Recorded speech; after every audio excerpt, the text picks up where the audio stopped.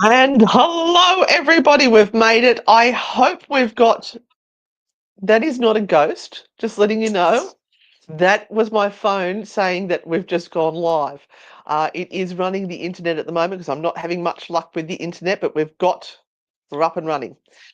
Anyway, welcome to the show. My name is Anne Rekovich. I'm a paranormal investigator, and this is Renata Daniel, and I am also a paranormal investigator and sometimes a tarot card reader. Sometimes she's bloody marvellous at it too. So, want to welcome you all to Ghost Chat tonight. Now, we're on a bit of a spicy topic tonight that's a little bit controversial, and some people are very deeply passionate about it. And that's for investigators and for the general public as well. That would be your cue, Renata. It is a topic that can actually divide a team or send an investigation spiraling down a predetermined path even before it has started. And it's like we're asking, do religious beliefs help or hinder what is happening in a paranormal investigation? Are we getting to the truth, or are we ticking somebody's box for something that they want to happen? Mm. So, are you ready to get uncomfortable, people? Let us know, because we're going deep. Oh, I love it when we go deep. I do enjoy it. I will try to look at the comments as we go, but I've got my notes here. I've got Renata I'm going to look after. Poor Auntie Nada, please send her some healing. She's not been well. I got my flu shots last week and I've got a cold. Thanks so much for that. All right, so. And we would love to hear your whatever. Yeah, whatever. Just whatever. Your comments. We'd love to hear brain dead. Hear your comments about this, because this is going to be a really interesting topic. And your comments are going to be very, very interesting because they are going to be based on your biases. And that is a difficulty that we are going into. Right. So, as Renata mentioned, we all do bring our own bias into a paranormal investigation. Now, the bias is what we believe in. So, if you believe that there is one powerful God who had a son called Jesus, then that is your bias. That is your belief. That is how you are going to view the world. And it's just human nature. That's who we are. How we've been brought up is how we view the world. But religious belief, especially with Christianity, carries a lot of assumptions about good and evil that can override objective thinking, really. Mm-hmm. Yeah. And so, you might be in an investigation with your team and there will be a noise that's heard. And so you may have many, many different ways of interpreting it. A skeptic might go, oh, don't worry about that. That's just the old house settling. A true believer might go, oh my God, it's something paranormal. Let's put a digital recorder on. Now, someone who is very, very intensely Catholic or has a deep belief system, or demonologist, may say that, oh my God, it's a demon, because that was actually a growl I heard. I don't know what you heard, but I heard a growl. Yeah. So it would be seen through their belief, their filter. And if you believe demons are behind all hauntings, you'll interpret everything through that lens. That's not an investigation. It's just confirming your bias. And let's not forget that in most Christian beliefs, the theory is that spirits of the dead do not wander the earth. They are bound. They've gone. They've disappeared into another realm. And so for them, it's not a ghost, but it must be something demonic, something darker, and maybe much, much older. Which means that any spiritual encounter becomes a battle with evil, not a mystery, not something to explore, not something to work out what is causing this effect. Instead, you're doing a cognitive bias. Hello, how are you? And we're just going to have a quick hello. We've got Susie, we've got Catherine, Linda. I don't want, I believe, when it comes to ghost hunting, I believe 100% paranormal, not sure about the other side of it. So on the ghost hunting TV shows, though, they will give you all demons because, It sells. well, particularly in America, because they've got a very Christian-based Yes, belief. the evangelicals will say that everything is demonic. I mean, even homosexuality and gays are demonic. There was one, did you know that there was a priest in Oh, we're not going his to talk about priests, are afternoon we? job? No, one of the No, I don't think. evangelicals that stood up and said that they should all be killed. Yes, he did. He said they should all be put to death. So what should they do to pedophiles? Oh, I don't I know. went there again, didn't I? That's my confirmation bias right there. Oh, poor Maxine, when she used to go to church, so people used to call me the devil's child. Were you naughty, Maxine? Was your head spinning around and spewing out pea green soup? Anyway, if we're going to look at Christianity and the biases behind it, we can't go without talking about certain people. Mm, yes, that is true. We have to bring into the conversation Ed and Lorraine Warren, and that is because they are really the dynamic duo that actually brought all of this together. Honestly, that is where that was like the new age of paranormal investigations.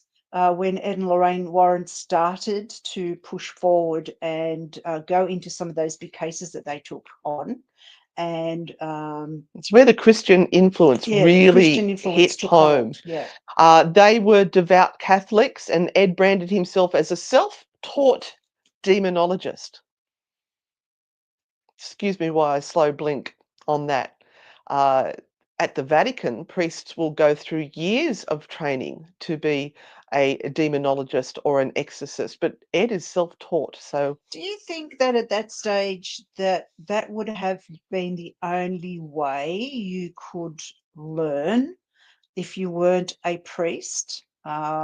Anything to do with like demons and spirits to actually but they had go into the preachers as well. yeah, but he took himself outside of the realm of the churches, and you know anyone that was a priest that would be taught about those dark entities. Yeah. So would that have been where demonology and the kind of the whole thing about demonology started, where when they sort of came into it? Well, I think that's when it started to become more into the paranormal because they brought the paranormal to the world stage, really, quite Did. a bit.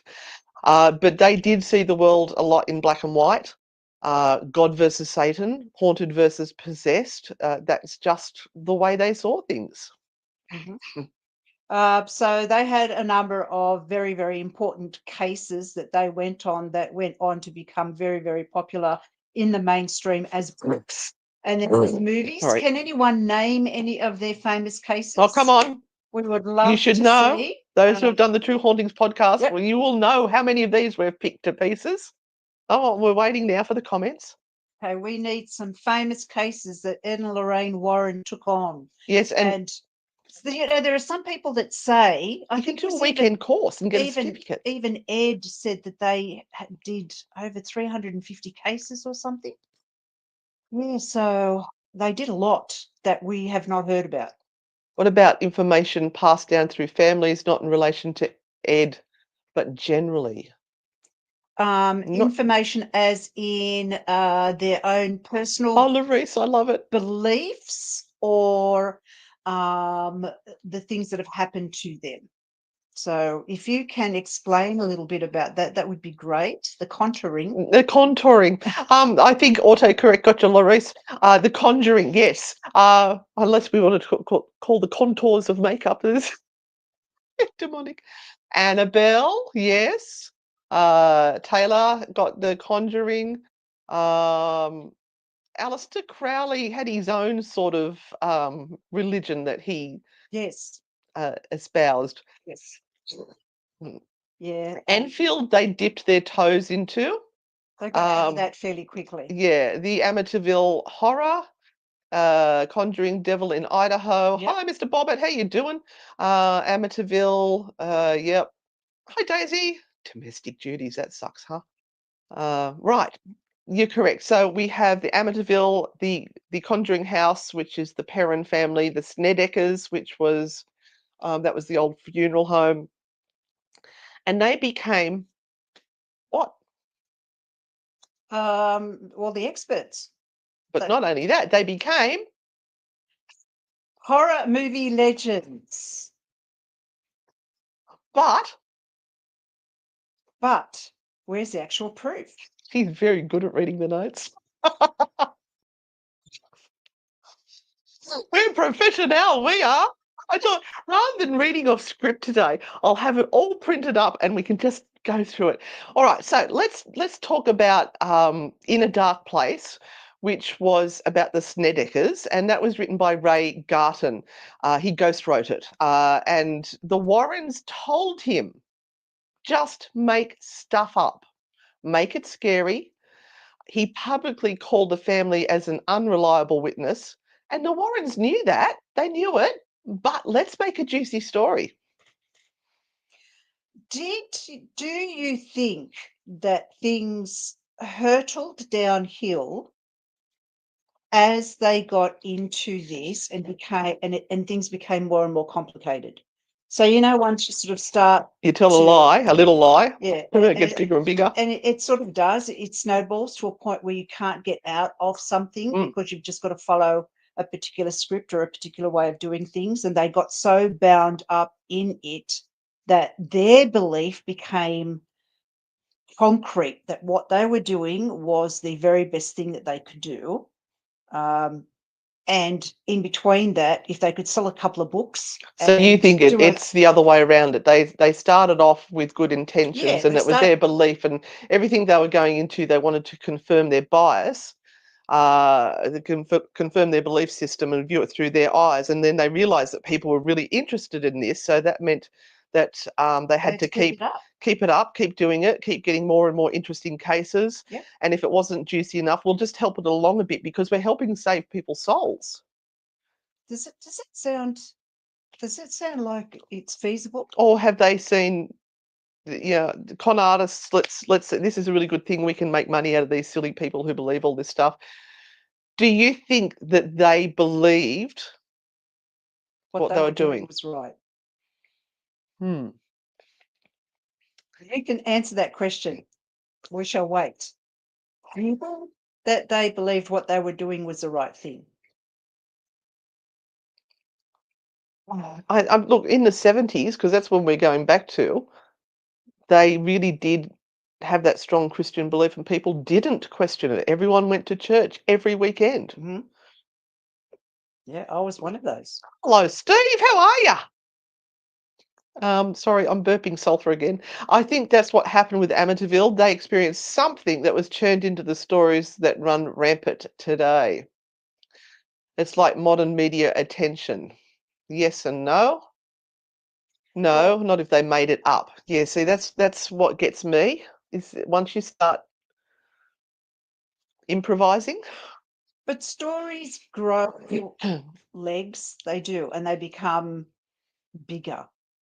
It's the same story of the fish. You caught it that big, but it becomes this big over time because you add to it. But And there are many accounts that we know where they sat with families and talked it through to get as much evidence as they could. And if they didn't have enough evidence, they filled in the gaps because every story, every book has to have a beginning and a middle and an ending. That creates a good story. That is what people are going to buy.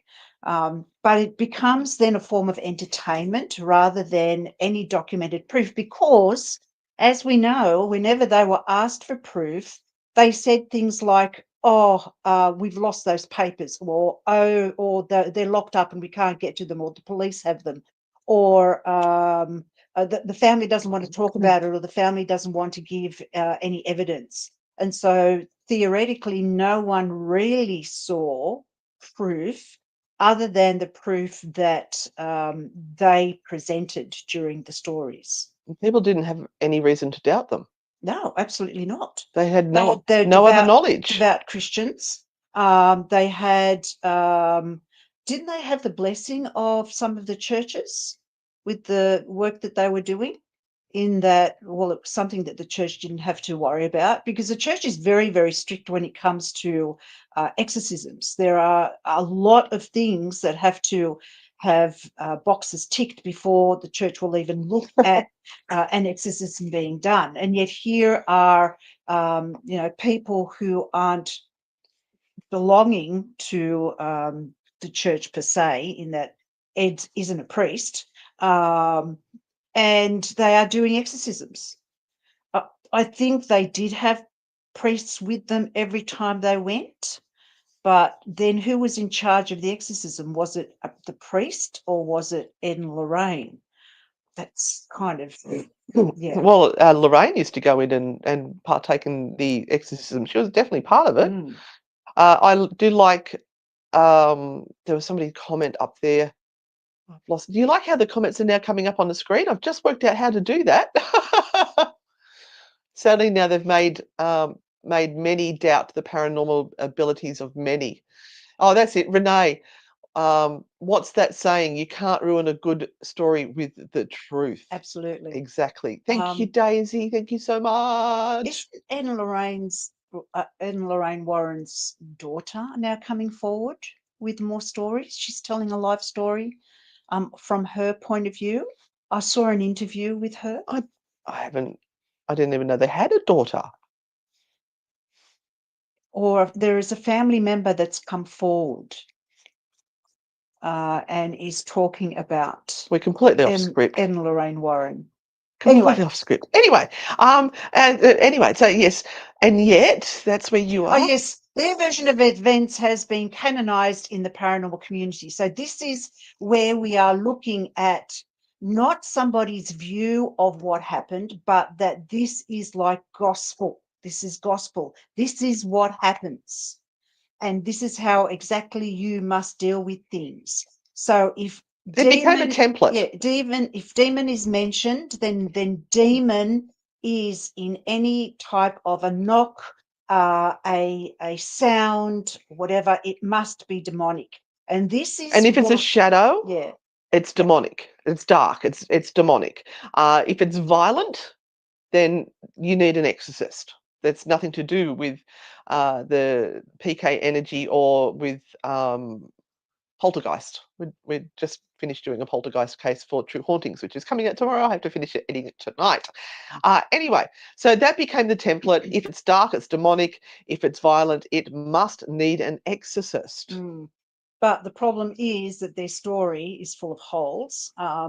But people believe them. They wanted to believe them because the Warrens spoke with certainty. And they were very good reinforced religious presence. fear. Yeah, and religious fear is what gave people, I suppose, the parameters of how they should act and what they should do. Because people like to be herded. They like to be told what to do. Very few people think outside the box. Shane thinks outside the box. I know you do, Shane. We try. We try.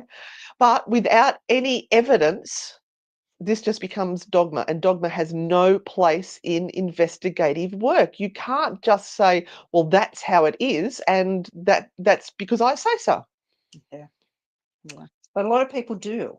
Yeah. All right. Where are we up to on our comments? Their grandson, who is estranged from Tony Spira, is very outspoken against what is currently happening with Annabelle. Oh, yes.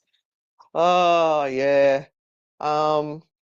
And the crowns are different, lol, and it's making us text more to get up the ladder. Right, we're using this now every I single like time. it. There's a new Yes, button up there. I've never seen that button before. Confidence sells. Yes, if you walk the talk absolutely. and talk the talk, people will believe you. Yeah, absolutely. Um, there are people out in the world who are absolutely broke who are telling you how to get rich. Yeah. I'm not going to mention who it is out there, but he's out there. Um, so many people label anything unpleasant must be demonic. It must have It's been the magic mushrooms. look, it's easier to do that because it has a like it's in a box. You've put it in a box, and theoretically, it's easier to deal with. In other words, you don't deal with it.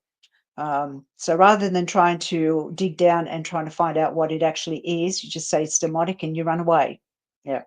The problem is that this is something that isn't very good for the people that are involved, for the team members that are involved, for the sites that are involved, and it can really be hurting the paranormal community as we find that it is right now.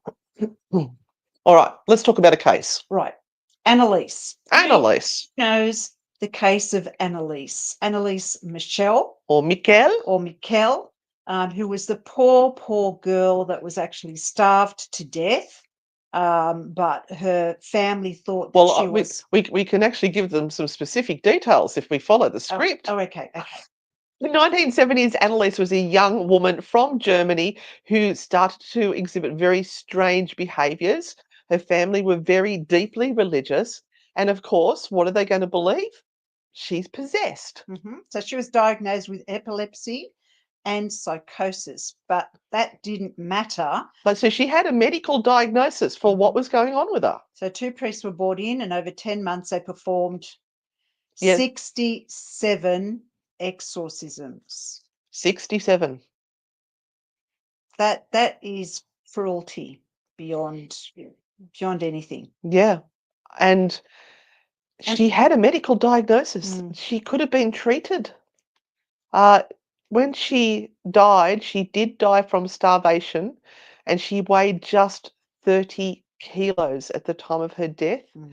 And her parents and the priests were actually criminally convicted of negligent homicide. So that would have sent ripples Yes and through no. the community, surely. Yes and no. Yes and no, because there are still people who believe that Annalise, in her death, won the war against the devil, and people will still go to her burial site and lay flowers and bless her for what happened to her and for the faith of the family.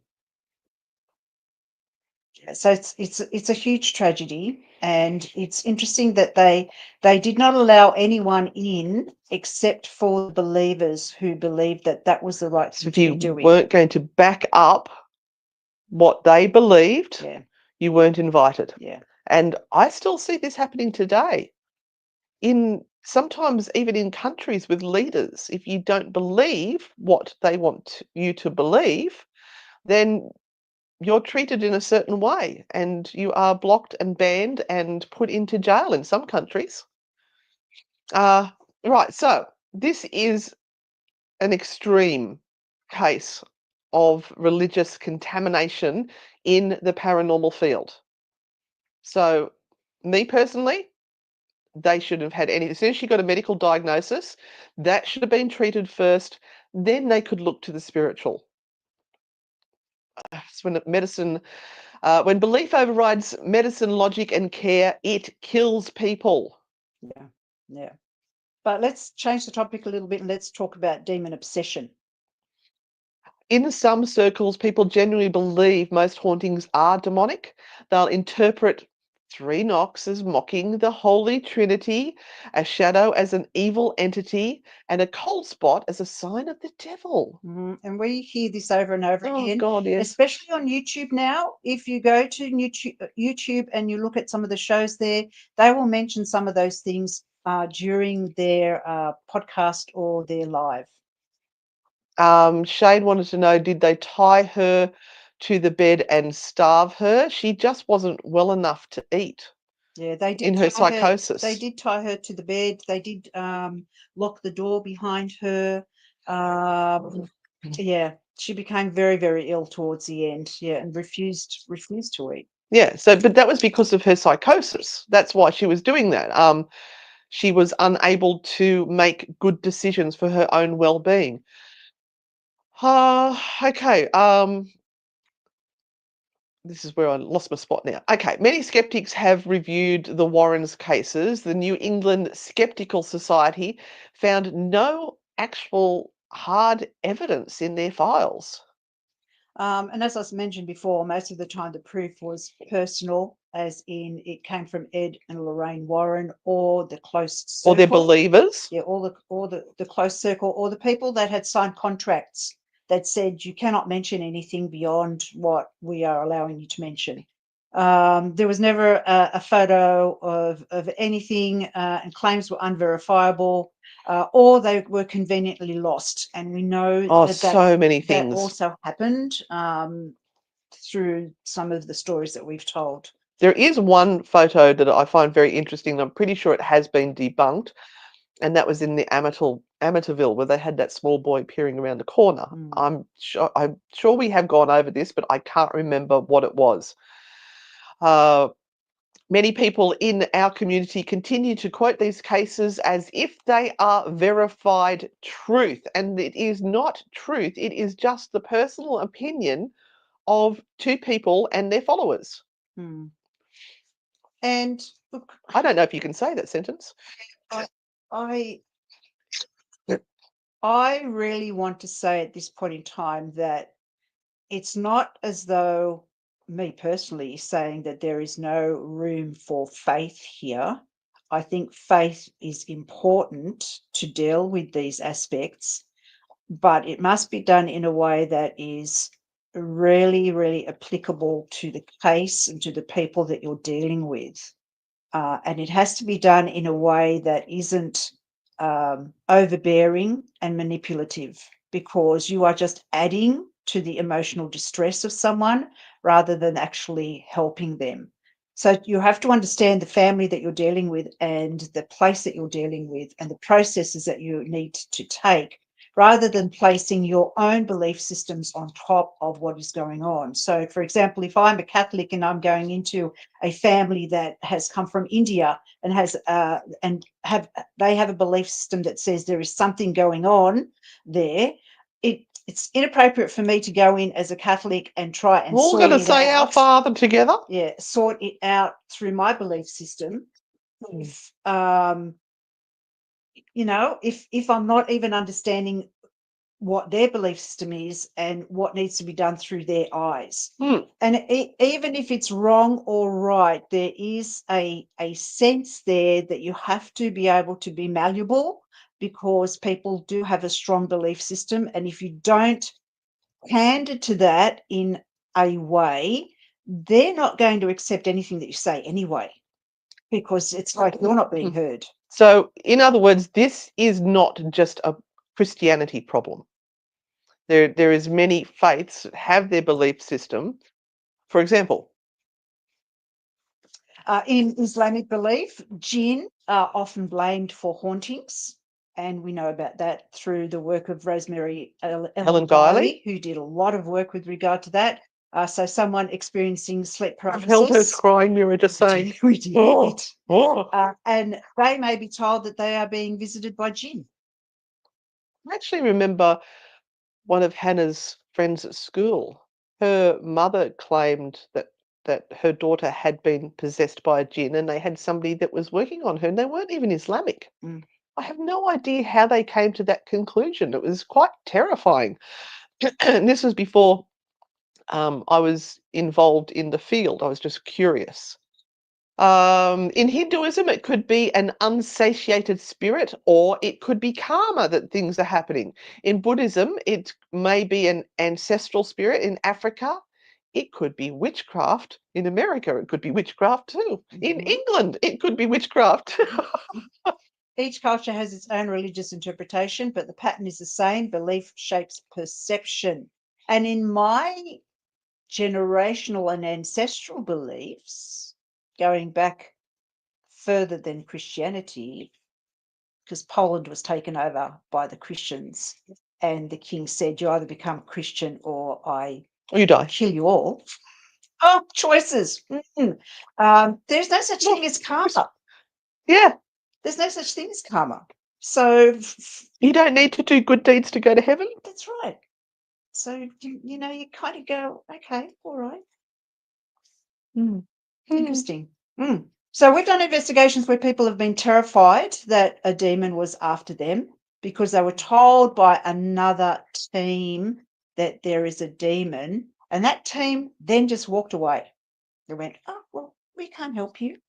So they leave those people then with the Hollywood version of what a demon is in their house. And then they start to attribute everything to being a demon. And demons are really a religious. Oops. Is that an outside voice that we're using? Because It's religious. It's a religious construct. It's a label for something that is negative, that is unpure, that doesn't slip into the same structure as good and love and light, and is destructive and leads you down the wrong pathway. That is demonic. And that term has been subjugated and twisted from the word daemon, which was actually a guiding spirit. So they took the word daemon, guiding spirit, and turned it into demon, which is the exact opposite. Ouch. I love your knowledge. Before we go on, I just also want to say thank you to everyone who supported our Abernethy weekend with the Frightfully Good Haunted Holidays. It sold out so quickly, we were shocked. Really shocked. We actually didn't realise that it sold out. We said, we better sit down and actually work out Yeah, I know. who's in what rooms. And as we worked it out, we got to the last person and it fit and went, oh my God, we're sold out. So all those people who got a ticket, well done. I will be chasing up the deposits and receipts and things maybe next week. This week's been a shocker. And if you come to Abernethy, you're getting four Four. workshops? Four workshops like this. Your heads will explode, people. That's what I'm saying. I'm really looking forward to it. This is why I've wanted to do this sort of thing, because we used to have our ghost chat where we just get on and chat and everything, and that's great. And we still will have time to do that. But want to share knowledge and discuss things so we can all learn something new. We will all learn something new tonight, I'm sure. So yeah.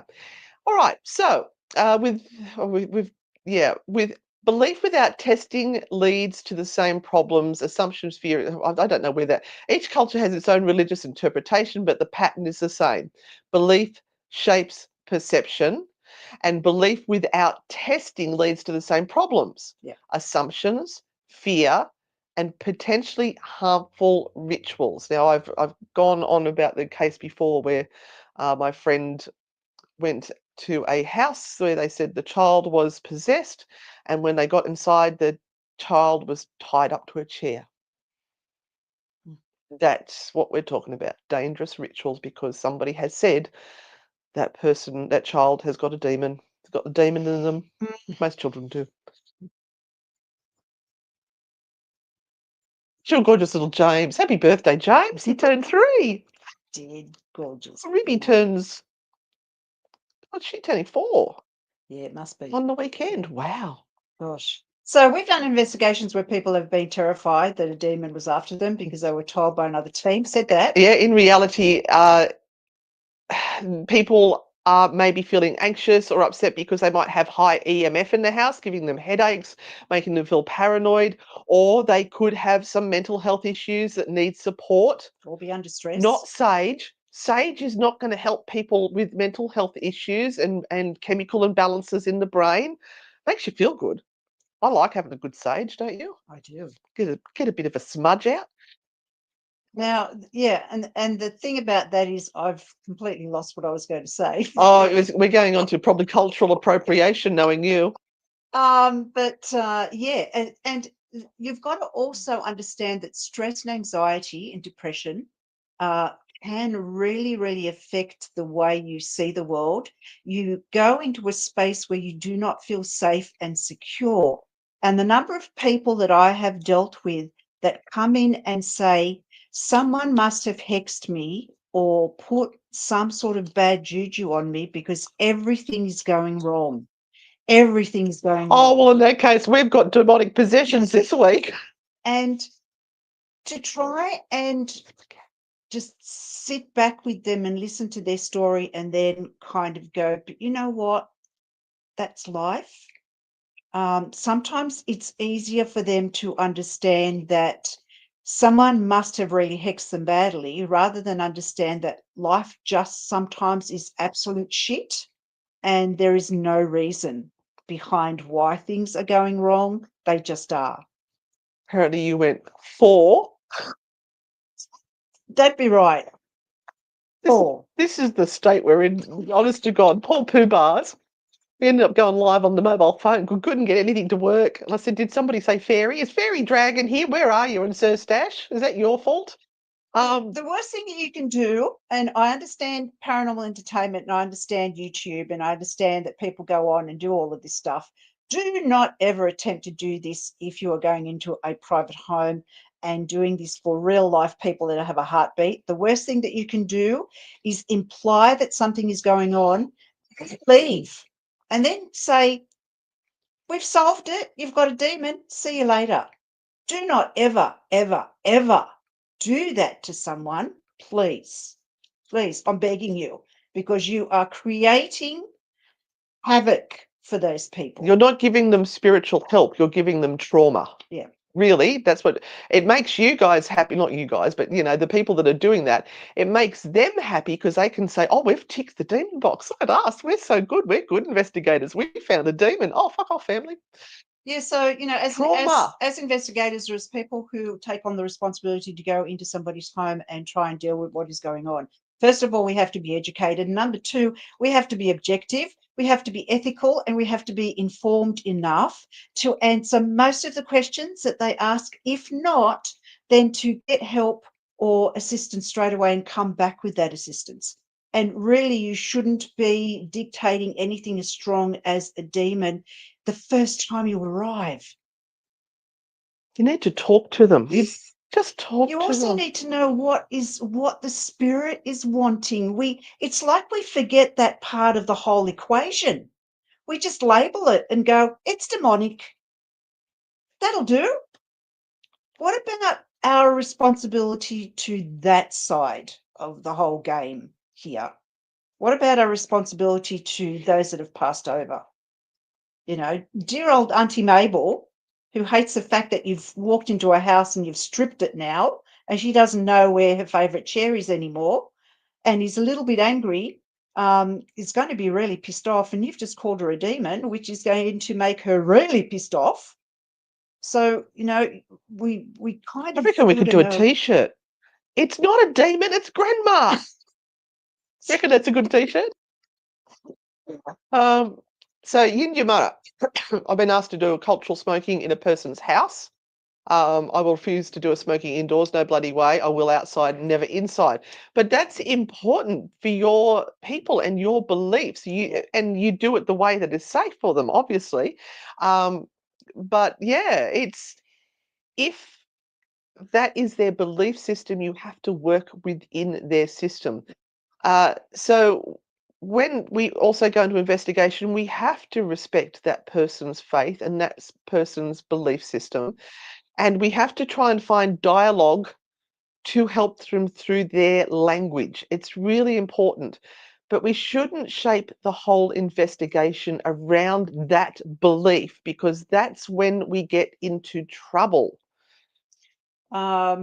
Yes. So an example of that would be you believe in dragons and you're asked to go to an archaeological dig and they find bones and you go, it's a It's a dragon. dragon, it proves it.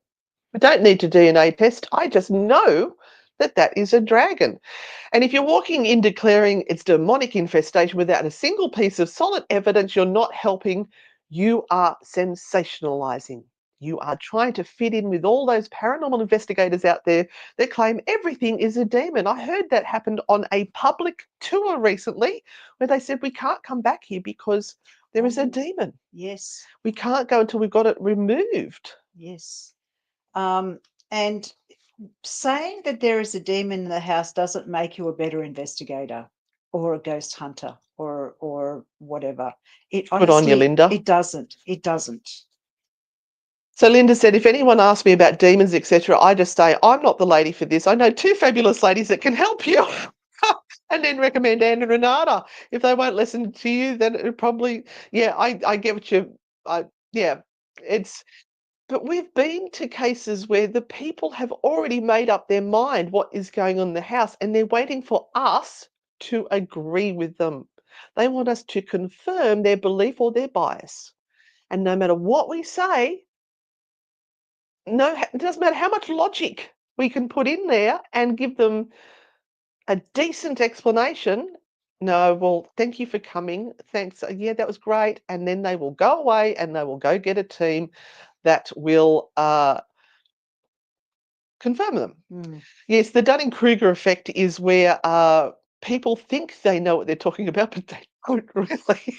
They are experts. They are absolute experts, and they sound like experts, So but they're faking it. yeah, look, does religious belief belong in investigations? In a way, it does, because you have to understand the dynamics of the family that you're dealing with, the people that you're associating with, even the community that those people live in is really, really important to understand what's going on within the community there that makes people, is it a very sort of eclectic group of people?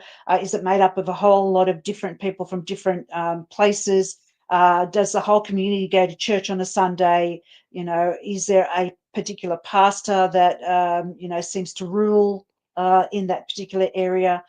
Some of those things are really, really important to sort of have a look at and to sort of think about when you're talking to people. Yeah, it gives you a really good perspective of the words that they are using and the conclusions they've come to if they are looking through a certain viewpoint. And the funny thing is, some of these people aren't even religious, they're not Christians, but they have this belief in this theory. And the thing about that is, I have forgotten. It is important that if you have some sort of faith, that you stick to it. We're Yep. not asking anyone to walk away from their faith or their spiritual beliefs, but you just have to make sure that you are only looking through the eyes of that belief. It helps keep you grounded. It helps keep you strong, and it helps give you a sense of guardedness. If you believe in Jesus Christ and you believe that God will help you through a particular scenario, then use that. If that is your belief, true belief, use that as something that's going to protect your soul and your energy from whatever you are dealing with. But be careful not to cross the line and make the people that you're working with need to believe that as well, because that might not be ethically correct. It will help you, but it may not be able to help them. It's always good to reference them and their beliefs and say, well, what in your belief system would you be doing at this point in time?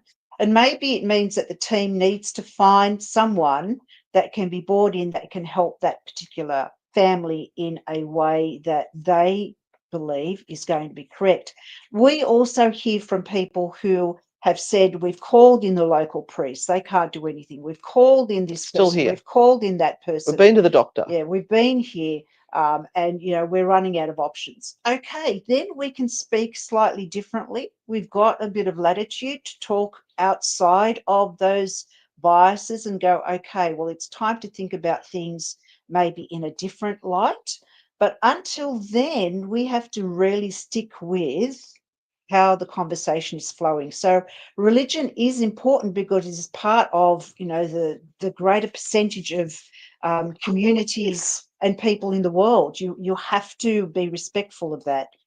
Just don't force your own beliefs onto other people. And sometimes you have to solve the problem that they're having through their eyes. And sometimes that is finding out a ritual or something from their culture, their belief, their religion that they can do to empower themselves. Mm. Now, you don't stand there and go, "Oh, I don't believe this will work," but you give it a go. You say to them, "What is important to you? What makes you feel safe? What makes you feel comfortable?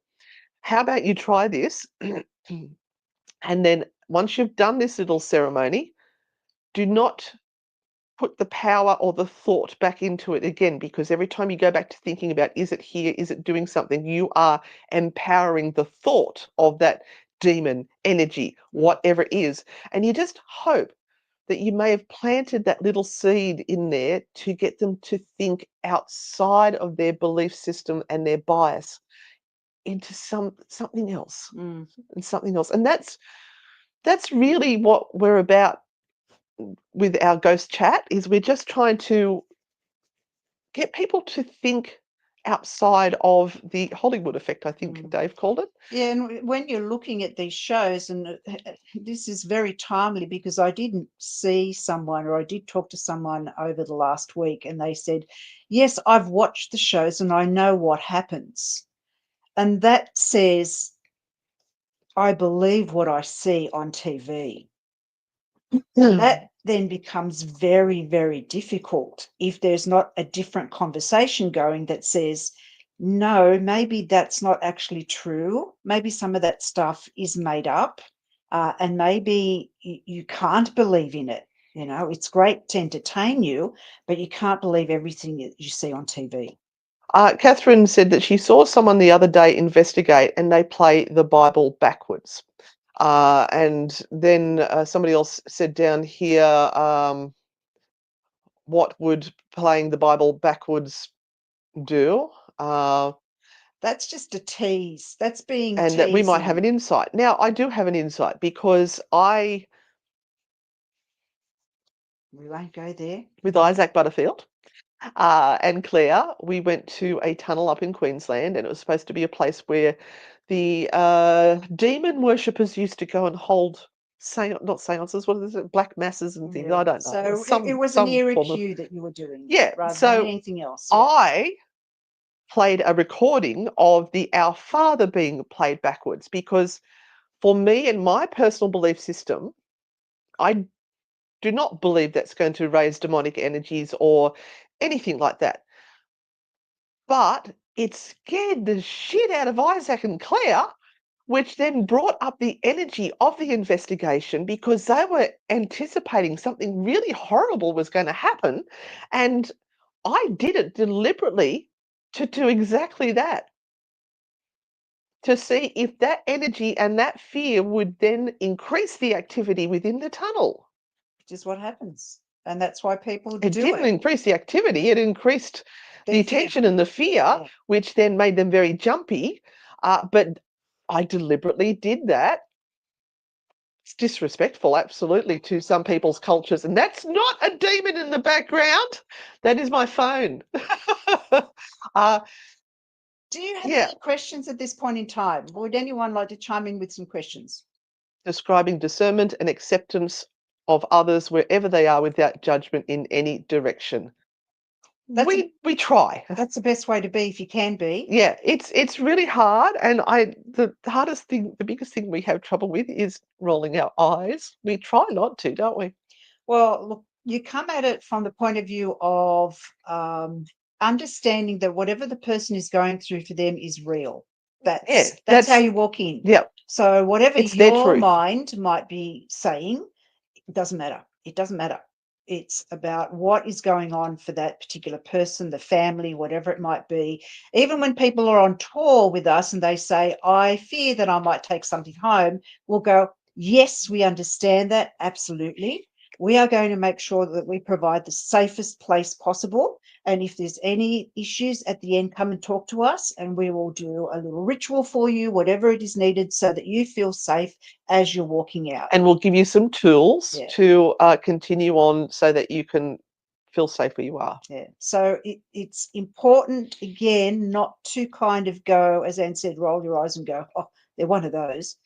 We do that later in the car. Because No, we do because sometimes. yeah, it is important to listen to them and understand what's going on. Although if we actually have someone who takes on what we're saying, not that we have the answers to everything, we're just giving you our bias, our belief system, but it might be different. And I think that's what we're aiming for, is just it's not the one answer. There's many things going on. Yeah. There's Fairy Dragon. We are adding to the conversation, as Denise Duffield Thomas would say. We are not the gurus. We are just adding to the conversation. And it's important to have this conversation because a lot of people are just being very, very quiet about it and just going, yeah, okay, it's all right. We'll just keep going. But we're not actually achieving anything as paranormal investigators and ghost hunters. We're just regurgitating the same stuff that was happening 5 years ago and 10 years ago, making it worse because there's far more demons now than there were before. They've all come out. And it's not progressing anything. Going backwards, if anything. Has anyone got questions? Well, if not, we'll wait for the questions to come through. Have you enjoyed our topic tonight? Do you have a suggestion for the next time we do Ghost Chat? So Ghost Chat will be on the first Thursday of every month. And we have, I think next week is True Hauntings, the Untold Stories, which will be a mini True Hauntings of ones that didn't have enough juice for a full episode. We do have a new podcast coming out tomorrow, which is the South Shields Poltergeist Part 1, if I finish editing that tonight. And also, just to mention that I have a workshop on Monday evening from 8 till 9 o'clock, and is about learning more about your energy and how to protect your energy and understand your energy field in the chaotic world that we live in. And what I'm going to do is I will post a link to that workshop at the end of this. It's just $7 to come on and be a part of it. And we've just got to work out how we present it. I was going to talk to Lucky you about seven. that. Lucky Yeah, seven. $7. Yeah, because it won't be StreamYard. I saw you said it was going to be on StreamYard. And if it's a group, it can't be on StreamYard. But we will work on that. We will work on that. It might be Zoom. Lots of people are talking about human resonance, etc., and timeline shifts. Yeah, we can talk about that. Your opinion on star beings being confused for demons, just a fun thought. Oh, star beings and demons. Right. I think Renata just rolled her eyes. You're not meant to roll your eyes, Renata. No. I have a real bugbear. I've been in this whole process for a very long time because I'm quite old. And I have a bugbear with stuff coming on board that wasn't around many, many years ago. I wonder where it's come from, and I wonder whether it's actually assisting people or being detrimental to people. And so I can't answer that question because I'm not sure about what star beings are. I would have to look into that before I could answer that question at all. So I don't know. I don't know. We were on one of Isaac's shows, but I don't think it was the Mum and Dad show. It was the one that he ended up cancelling. He did a few episodes of it and then he decided not to do it anymore. He had a co-host, a guy that was working with him. So we did do that. Oh, Science versus the Supernatural. Ooh. And yes, Mandy, how are you? South Shields, UK. Yes, correct. And that's kind of what I'm doing with the energy field one, a little bit of science and the paranormal. Oh, well, the spiritual side of stuff. Yeah. I don't know if you can work out this with Paranormal, just freeze up saying, and just don't want to know. Is that the internet? It's because I've got crap internet. I know that she's saying about, why some people don't want to know about the paranormal at all. They're not ready. They're scared. And yeah, they're scared of it. They've been told for a really long time that it's evil and it's terrible, and they don't want to hear about it. And the best thing to do is try not to convert them, but just go, okay, I'll change the subject. It's not for everyone's ears, and that's the thing, It's the Cotton Eye Joe systems. Where do they come from and where does it go? But you're quick. That's excellent. That is excellent. Thank you, Joanne, and thank you so much for your super sticker. Truly appreciated, because this is our Keep us going, Joanne. This is our weekly wage. This is what we do full time. So thank you for those people who sent the super stickers. Most people don't understand that we are really good at manifesting, changing our energy and manifesting. Yeah, because you change your focus. If you're focused on how shit is everything all the time, guess what? It's all you're going to find is shit. The only thing with manifesting is not to blame yourself if things don't work, and also not to kind of also go, oh, well, it wasn't meant to be. There's got to be some logic in the manifesting game as well. And that's one of the things that I've been going through personally over the last year, with the sort of thing that I made myself do, which is 365 days of manifesting, which has sent me over the edge spiritually. And has effed me up. Watch what happens. I go manifesting. It's effed me up completely. So yeah, that's another word. That's another Thursday night that we can do manifesting. Okay. Has anyone actually died from a demon? Not from the demon, but believing they had a demon, and not seeking medical help. And can I say the fine line between demon and mental illness is microscopic. It's microscopic. And this is where, it's just so hard. It is really, really difficult to be gentle with these people. And that's what we have to give them. We have to give them our gentleness and our love and our understanding. Yeah. Trying to do that at the moment, but there are some people who are just making it difficult. But we still send them love. Anyway, that's it. We're done. We're out of here. Thank you so much. I need a Bex and a lie down. And I'm going to go edit now. Everyone old enough to remember that? The last 10 minutes of our podcast disappeared. We had to re-record, and I'm putting it all together tonight for you. So we will see you next week for, I think it's True Hauntings. The Untold Stories. The Untold Stories. Then I think we've got Paranormal Hot Seat after that. And the last one of the week is our tarot. And then if we get a week 5, it will be a video. And I have to give a big shout out to Steve, who very valiantly threw together Lemp Mansion into a big episode for you all. And it was the most amazing intro ever, and it was fabulous, and he's done such a great job with it. But there was some issues with the footage, and I went, I can't put it up. So I'm having a little bit of a moment. So poor old Steve edited all this together, and I'm working on trying to clean up the footage so that it's not so dark and a little bit clearer. The right lighting. We ignored that. We were so excited. We were so tired. We were there with Patrick. But Steve did an amazing job, and it wasn't the editing, it was just the footage wasn't where I wanted it to be. But I hope you enjoyed Frankenstein's Castle last week. I managed to get that one up for you. But that's it. We've got to go. See you all on the dark side. Stay spooky. Don't be a dickhead. Yeah, don't. And we love you all from the bottom of our black little hearts. Bye. Come out of your ass!